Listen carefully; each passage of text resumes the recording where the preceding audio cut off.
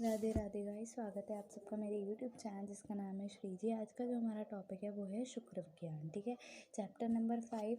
ठीक है, पार्ट 1 आज कंप्लीट हो जाएगा। ठीक है, पार्ट ए मतलब पेपर सेकंड का पार्ट ए कंप्लीट हो जाएगा। उसके बाद स्तन रोग शस्त्र कर्म यही रह जाएंगे। ठीक है, हम ये पहले कर लेते हैं, वो बाद में देख लेंगे। Page number 184। शुक्र इज डाइव्ड from the root of shukra क्लेद प्योर डिस्चार्ज होता है ये। ठीक है, दोष धातु एवं मल ही शरीर निर्माण के मूल कारण है। प्रजा उत्पादन का कार्य शुक्र द्वारा संभव किया जाता है, जिसमें से 7 धातु शरीर का धारण करती हैं। कौन कौन सी होती है? रस, रक्त, मांस, मेद, अस्थि, मज्जा। शुक्र कौन सी है? लास्ट धातु है। शुक्र को धातु निर्माण क्रम से 7वीं धातु के रूप में जाना जाता है। इसी शुक्र के द्वारा शरीर के सार अभाग ऊर्ज की उत्पत्ति होती है। यह शुक्र दूषित होने पर संतान की उत्पत्ति करता है, बाधा में उत्पन्न करने के साथ ही साथ शरीर के बल को भी प्रभावित करता है। शुक्र को चतुष्पाद एवं षड्रसों से उत्पन्न माना गया, क्योंकि ये सबसे लास्ट में होता है इसलिए। चतुष्पाद अर्थात शुक्र में वायु, अग्नि, जल एवं पृथ्वी से 4 महाभूत होते हैं, तथा षड्रस अर्थात शुक्र में मधुर आदि 6 मधुर, अम्ल, लवण, कटु, तिक्त, कषायी 6 रस होते हैं। 6 रस की उपस्थिति होती है। ठीक है, पर्याय है इसके क्या क्या है? तेजस है, रेतस है, वीर है, चरम धातु है, बीज है, इंद्रिय है, पौरुष है, रस है, पुंसत्व है, तेज है, इंद्रिय है, रोहन है, बल है, निर्मल है। शुक्र का महत्व है। शुक्र को सप्त धातुओं का सार माना गया है। शुक्र आत्मा द्वारा प्रेरित होने पर जब आर्तव से मिलता है तो गर्भ की उत्पत्ति में कारण होता है। शुक्रधरा कला कहाँ होती है? सर्व शरीर में मौजूद होती है। ये कैसा दिखता है? शुक्र का स्थान जो होता है वो कहाँ होता है? तो आचार्य चरक, आचार्य सुश्रुत दोनों ने बताया है। तो इसमें श्लोक दे रखा है, यथा मुकुल पुष्प सुगंध नौल्पित लभ्यते तदीक्षातु तथा शुक्रम ही देह नाम। ये चरक ने बताया है। एक चरक ने और श्लोक दिया जो हमने पहले भी पढ़ा था, क्रिया शरीर में पढ़ा था फर्स्ट ईयर में। रस इक्षो यथा दधि सर्पिस्तेलम तिलेत यथा सर्वत्रानुगतम देहे शुक्रम संस्पर्शने तथा। सुश्रुत ने जो श्लोक दिया है, सप्तमी शुक्रधरा या सर्व प्राणिम सर्व शरीर व्यापनी, अर्थात सुश्रुत के श्लोक का अर्थ है कि जो हमारी 7वीं धातु है शुक्र, वो शुक्रधरा कला में सर्व शरीर में विचरण करती है। तो महर्षि सुश्रुत ने 7वीं कला शुक्रधरा कला को माना है, जो संपूर्ण प्राणियों के संपूर्ण शरीर में व्याप्त रहती है। तो शुक्र भी सर्व शरीर में व्याप्त रहता है। आचार्य चरक ने जो बताया, जिस प्रकार फूल की कलियों में सुगंध नहीं प्राप्त होती, मतलब कलियों में फूल की सुगंध नहीं होती, परंतु जब ये कलियां विकसित होती हैं तब उसमें सुगंध प्राप्त होती है। उसी प्रकार मनुष्य के शरीर में शुक्र स्थित रहता है एवं समय आने पर शुक्र दिखाई देता है। उसके बाद जिसमें आकार ईख का मतलब दूध में दही छुपा, ईख में रस मतलब गन्ने में रस छुपा रहता है, दही में घृत मतलब दूध में घृत छुपा रहता है, तिल में तेल छुपा रहता है। उसी प्रकार क्या होता है? स्पर्श ज्ञान से संपन्न संपूर्ण शरीर में शुक्र भी व्याप्त रूप से रहता है। शुक्र का प्रमाण जो होता है वो आधा अंजलि प्रमाण होता है। शुक्र प्रवृत्ति का जो मार्ग होता है वो कैसा होता है? बस्ती द्वार के नीचे 2 अंगुल दक्षिण पार्श्व में मूत्रवहन मार्ग से पुरुष का शुक्र निकलता है। उसके बाद शुक्र व स्रोतस है। आचार्य चरक ने विक्षण एवं शोक को शुक्र व स्रोतस का मूल माना है और इसी से शुक्र की उत्पत्ति होना बताया है। आचार्य सुश्रुत ने क्या माना है? शुक्र स्रोतस की संख्या 2 मानी है। स्तन एवं वृक्ष को शुक्र व स्रोतस का मूल कारण माना है। ठीक है, उसके बाद है शुक्र जनन द्रव्य। तो इसमें शुद्ध शुक्र के जो लक्षण होते हैं वो आचार्य सुश्रुत ने बताए हैं, आचार्य चरक ने बताए हैं। तो श्लोक तो पता ही होगा, फर्स्ट ईयर में पढ़ा है, सेकंड ईयर में पढ़ा है, थर्ड ईयर में पढ़ा है। स्फटिकावम द्रवम स्निग्धम मधुरम मधुरगंधी चा शुक्र मिश्यंती केचितु तेल छौद्रम तथा। मतलब स्फटिक मतलब स्फटिका यानी कि पिटकरी के समान स्वच्छ हो, द्रव हो, स्निग्ध हो, मधुर जैसी गंध हो आती हो। ठीक है, ये कौन सा होता है? और तेल छौद्र निभम हो, तेल शौध के समान चिपचिपा जैसा हो, ये कैसा होता है? शुद्ध शुक्र होता है। बहलम, आचार्य चरक ने बताया, बहलम मधुरम बहने वाला हो, मधुर हो, स्निग्धम स्त्रीतम गुरु पिच्छेलम शुक्लम बहु चा यक्षुत फलवतम संशयम। अर्थात बहल हो, मधुर हो, स्निग्ध हो, गुरु हो, पिच्छल हो, शुक्ल हो, बहु बहने वाला हो, ठीक है, यक्षुत फलवत संशयम। उसके बाद है स्निग्ध घनम पिच्छल चा मधुरम चा विदाही चा रेतसम शुद्ध विजानयत स्फटिका सनिभम।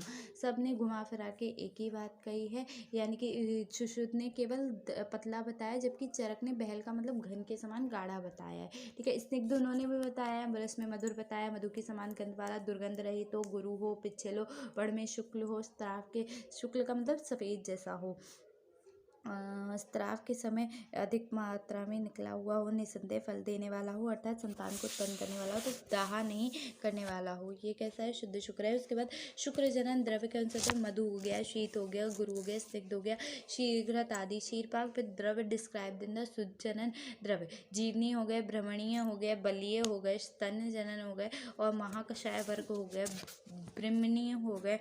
ठीक है, शुक्र शोधन द्रव्य कौन से होते? कुष्ठ हो गया, इलवाकु हो गया, कटफल हो गया, समुद्र फेन हो गया, बाहु हो गया, और फल हो गया, इक्षु हो गया, कंद इक्षु हो गया, काली कोकी लक्ष्य हो गया, वसुका हो गया, उष्ण हो गया। ठीक है, उसके बाद आपके शुद्ध शुक्र हम कर चुके। उसके बाद शुक्र क्षय के लक्षण क्या है? शुक्र क्षय में श्लोक दे रखा है। चार चरक ने जरिया यानी कि वृद्धावस्था, चिंता यानी कि चिंता करने वाले, शुक्रम व्याधि कर्म करछता, रोग, शक्ति से अधिक कार्य करना, क्षयम गच्छनाक्षन स्त्रीता चा अति निष्वेरणात्, अर्थात भोजन न करना, अत्यधिक स्त्री संभोग करना, भय करना, शोक करना, मदिरा पान करना, रात्रि जागरण करना, आदान काल करना, अत्यधिक रुक्ष द्रव्यों का प्रयोग करना, ये सब शुक्र क्षय के लक्षण है। लक्षण शुक्र क्षय के निदान है। ठीक है, लक्षण क्या है? शुक्र चिरात प्रसिष्यति शुक्र शोणित्वा तदो उत्क अत्यर्थम वृक्षण में दो धूमा यतविंचा, अर्थात दुर्बलता होना, मुख का सूखना, शरीर में पीलापन आना, शरीर में अवसाद होना, थकावट होना, नपुंसकता, मैथुन के समय शुक्र का ना निकलना, लिंग एवं वृक्षण में वेदना, उसके बाद मैथुन करने की शक्ति का ना होना, शुक्र का देरी से वीर्य का निकलना और निकले हुए स्राव में बहुत रक्त का मिला हुआ होना, अल्प शुक्र दिखाई देना, अंडकोश एवं नेत्र में सुई सूंघने की जैसी पीड़ा का अनुभव होना, मेद्र इंद्रियों में धूम निकलने की सी प्रतीति होना। उसके बाद इनकी चिकित्सा कैसे करोगे? पहले तो निवेदान का ही परिवर्जन कर दो। ठीक है, ब्राह्मण चिकित्सा है आपकी शुक्र को उत्पन्न करने वाले द्रव्यों, आहार विहार का प्रयोग करना चाहिए, क्योंकि आचार्य चरक ने धातुओं का क्षय होने पर उनको उत्पन्न करने वाले द्रव्यों का प्रयोग करना ही धातु क्षय की चिकित्सा बताइए। मधुर स्निग्ध एवं शीतल द्रव्य, ये हम पहले भी बता चुके हैं, जो ऊपर बताया है वो, लेकिन यहाँ पे अभियांतर औषधियों का भी प्रयोग बताया। पूर्ण चंद्र रस, कामेश्वर मोदक, शतावरी मोदक, अश्वगंधा घृत, अमृत प्राश घृत और कौंचप्राग। अश्वगंधा और शतावरी ये दोनों ही आतव जनन भी है, शुक्र जनन भी है। ठीक है, उसके बाद शुक्र वृद्धि के लक्षण। अगर शुक्र वृद्धि के लक्षण की बात करें तो शुक्र की उत्पत्ति करने वाले द्रव्यों का अत्यधिक सेवन को शुक्र की वृद्धि हो जाती है। मांस, दूध, दही, घृत और क्या होता है, वृक्ष दोनों का प्रयोग, मधुर रस प्रधान द्रव्यों के अत्यधिक प्रयोग से शुक्र की वृद्धि होती है। लक्षण है शुक्रम शुक्राश्मरीम अति प्रधारुम भाव चा, अर्थात क्या है? शुक्राश्मरी तथा वीर्य का अधिकपात हो जाना। ठीक है, इसमें हम चिकित्सा कैसे करेंगे? क्षय के अविरुद्ध, मतलब हम कौन से वाले द्रव्य देंगे? शुक्र शोधन द्रव्य दे देंगे। ठीक है, तो क्षय के अविरुद्ध यथाविधित विशेष क्रियाओं द्वारा संशोधन एवं संशोधन करना चाहिए, अर्थात शुक्र के गुणों से विपरीत गुण वाले द्रव्यों का प्रयोग करोगे, परंतु ये द्रव्य क्षय के अविरुद्ध हों। पूर्व धातु अधिक बढ़ने से पर धातु को बढ़ाती है, मतलब एक धातु कम होगी तो दूसरी धातु बढ़ जाएगी। इसलिए हमें ये चीज़ ध्यान रखनी चाहिए कि जो हम चिकित्सा कर रहे हैं वो सही हो। शुक्र दृष्टि के लक्षण। शुक्र दृष्टि के लक्षण जो है वो क्या क्या होंगे? आचार्य चरक ने बताया, अत्यधिक मैथुन, अत्यधिक व्यायाम, अकाल में मैथुन, आयोग मैथुन, प्रकृति के विरुद्ध आहार विहार का सेवन, वृद्धावस्था, चिंता, शोक, भय, क्रोध, वेगावरोध, रस आदि धातुओं का अत्यधिक दूषित हो जाना, बीजवाही स्रोतों का कष्ट होना, अतिसार के द्वारा शरीर का कष्ट होना, हमने कोई मतलब सर्जरी कराई जैसे शस्त्र कर्म, क्षार कर्म या अग्निकर्म का अनुचित प्रयोग, मैथुन के समय स्त्री का अपने प्रेम एवं विश्वास का नाम। बिल्कुल ये सेम कैसे हैं? ये सेम बिल्कुल आर्तव दृष्टि की तरह लक्षण है। ठीक है, कटु, तिक्त, कषाय, लवण, अम्ल, उष्ण आहार द्रव्यों के अति सेवन से सर्वथा मैथुन का त्याग कर देना। इनसे भी तो प्रकृति के और क्या है? मैथुन में स्त्री का अनुकूल ना होना, अधिक पीर का स्राव होना, ये होते हैं। ठीक है, संप्राप्ति क्या है, निदान का सेवन किया, वात आदि दोष कोपित हो गए, मिश्रित इसमें क्या हो गया, और चीज़ें मिल गई, कोई दोष हो गई, कोई धातु हो गई मिल गई। उसके बाद शुक्र व श्राव में आश्रित हुए। उसके बाद क्या होगा, शुक्र व श्राव में आश्रित होगा और शुक्र का दूषित होना होगा। ठीक है, अब अकॉर्डिंग टू वांग भट्ट अगर मैं बात करूँ, आचार्य चरक ने कई सारे भेद बताए हैं। ठीक है, आचार्य वांगभट्ट ने आर्थिक दृष्टि के साथ बताया, पर आचार्य चरक ने एक श्लोक दिया है यहाँ पे, फैनल तनु रूक्षम चा विवर्णे पूति पिछलम अंध्या धातु पर संश्रमादि तथा अष्टम, अर्थात आचार्य चरक ने 8 प्रकार के शुक्र दोष बताए हैं। कौन कौन से बताए हैं, फैनल, तनु, रूक्ष, विवर्ण, पूति, पिच्छल, अंधे, दाश, स्पर्शन और अवसादी। फैनल में क्या होगा, फेन युक्त शुक्र होगा, तनु में पतला होगा, रूक्ष में रूखापन युक्त होगा, विवर्ण में सामान्य वर्ण के अतिरिक्त वर्ण का हरा, नीला, पीला ऐसा होगा, पूति में दुर्गंध युक्त होगा, पिच्छल में अत्यधिक चिकना युक्त होगा। ठीक है, अंध्या संश्रित में अन्य दोष जैसे रक्त आदि धातुएं इस पर मिली हुई होंगी। अवसादी में शुक्र स्त्राव के समय मनुष्य के शरीर में झंझनाहट या अधिक दुर्बलता का अनुभव होगा। वहीं आपके आचार्य सुश्रुत ने क्या बताया, वात बताया है, पित्त बताया है, कफ बताया है, रक्त बताया है और वात पित्त बताया है। ठीक है, पित्त कफ बताया है और क्या बताया, वात कफ बताया और सनिपातज बताया है। लेकिन लेकिन लेकिन आचार्य वांगभट्ट ने भी यही बताया है। ठीक है, आचार्य वांगभट्ट ने जो बताया है, वात पित्त कफ और आतप में भी वात पित्त कफ बताया था। लेकिन जहाँ पे रक्त था वहाँ पे उन्होंने कूड़पगंधी बताया था। वात पित्त था वहाँ क्षीण आर्तव दोष बताया था, तो यहाँ पे वात पित्त में क्षीण शुक्र दोष बता दिया। पित्त कफ में यहाँ पूति पुए बताया था या पुए बताया था, पूति निभम। ठीक है, तो यहाँ क्या बताया है, वो यहाँ पे भी पित्त कफ में वही बताया। वात कफ में वहाँ ग्रंथिभूत बताया था, यहाँ पे भी ग्रंथिभूत बताया। सनिपातज में वहाँ पे भी मूत्र पुरुष गंधी वाला बताया था, यहाँ पे भी वही बताया है।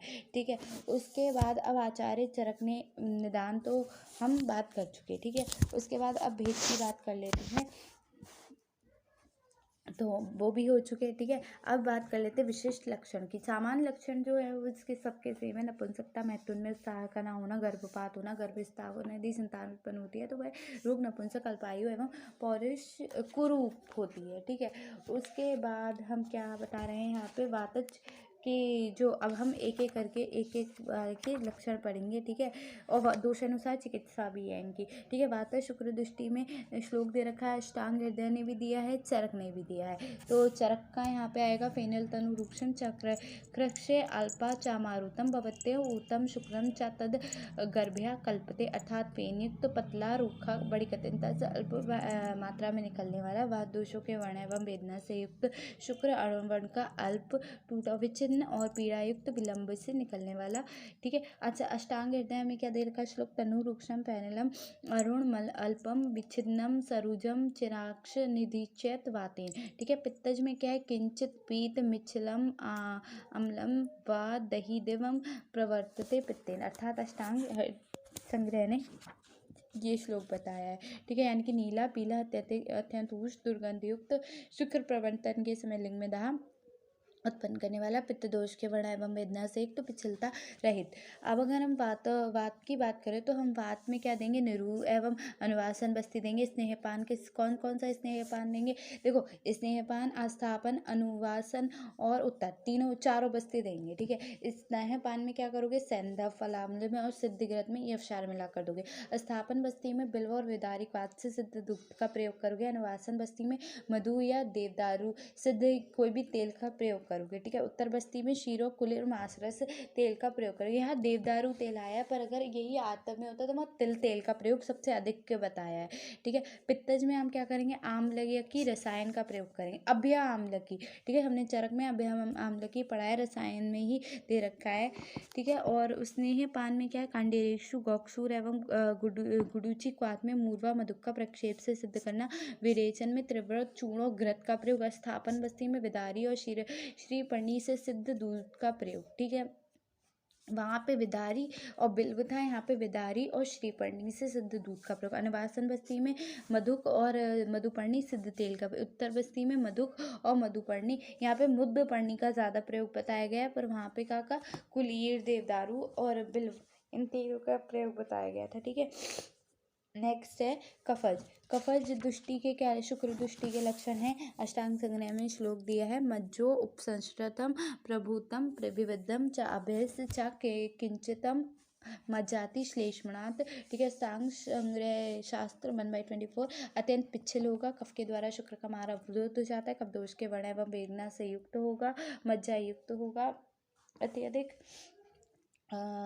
विवध अर्थात गाढ़ा होगा, जल में डालने पर डूबने वाला होगा। ठीक है, तो उसके अलावा उसकी चिकित्सा कैसे बताइए, पीपली रसायन, आम्लकी रसायन, लोह रसायन, त्रिफला रसायन, भल्लातक रसायन।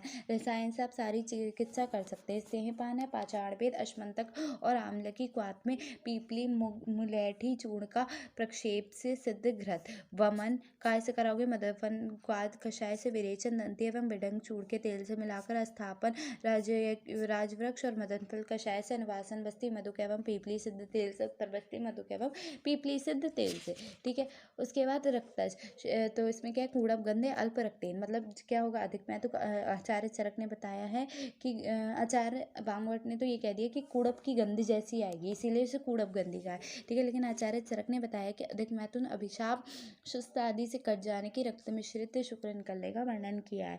ठीक है, इसकी चिकित्सा कैसे बताई है, धात की पुष्प, विदरादि, खदिरादि, अनार एवं अर्जुन छाल से सिद्ध घृत अथवा शालरसरादि गण से सिद्ध घृत का प्रयोग। क्षीण शुक्र, शुक्रवर्धक द्रव्यों का प्रयोग, वाज्यकरण द्रव्यों का प्रयोग, पूदेवश युक्त शुक्र, परुषादि गण एवं वाटिका आदि से सिद्ध घृत का प्रयोग।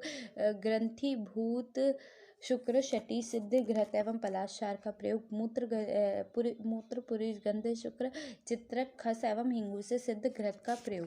ठीक है, इसके आगे है क्षीण शुक्र, इसमें वात एवं पित्त दोनों के दोष मिले होंगे। पूर्ति तो श्लोक है, क्षीण वात पित्ताभाम।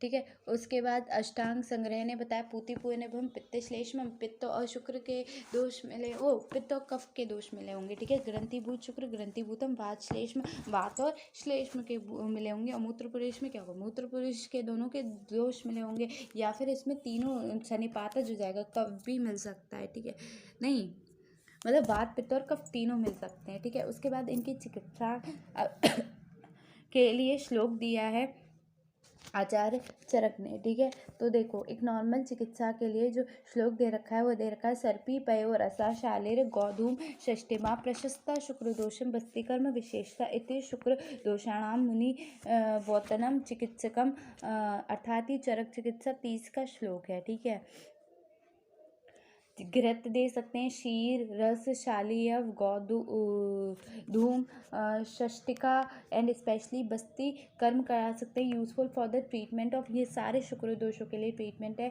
ठीक है, बिल्कुल कॉन्सेप्ट है, कौन सा शुक्र, स्त्री शुक्र का कॉन्सेप्ट हम पहले वाले पेपर में पढ़ चुके हैं। ठीक है, और उसके में और कौन से द्रव्य, अगर नॉर्मली द्रव्यों की बात करोगे तो कौन कौन से वाजीकरण द्रव्यों का प्रयोग कर सकते हैं, जीवनीय द्रव्यों से साधित घृत दे सकते हैं, चिंध्या प्रशावले का प्रयोग कर सकते हैं, योनि में व्याप्त अंतर्गत वर्णित दोषानुसार बिल्कुल चिकित्सा कर सकते हैं, निरू और अनुवासन बस्ती का विशेष रूप से प्रयोग कर सकते हैं। फॉर वातज दुष्टि, पीपली रसायन, आम्लकी रसायन, भल्लातक रसायन for the कफज दुष्टि।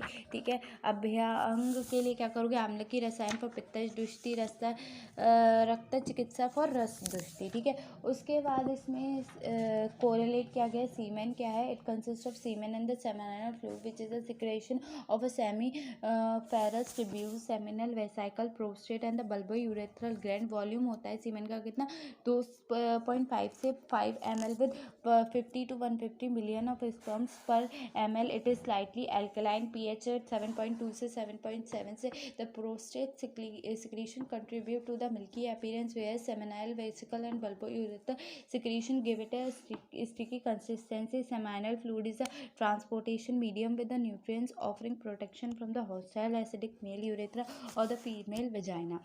The semen coagulation within the 5 minutes of ejaculation and liquefied after 10 to 20 minutes, and it remains in female body up to 24 hours. बस इतना ही है इसमें, और कुछ नहीं।